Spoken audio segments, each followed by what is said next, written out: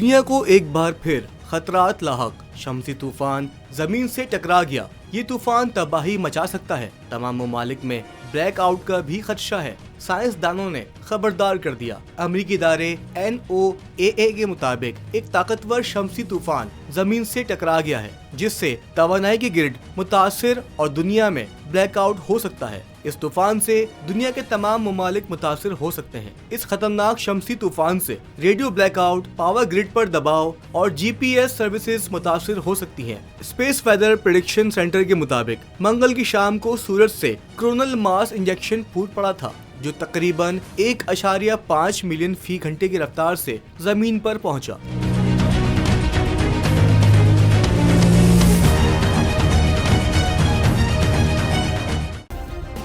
Subscribe करें और bell दबाएं ताकि कोई खबर रह न जाए।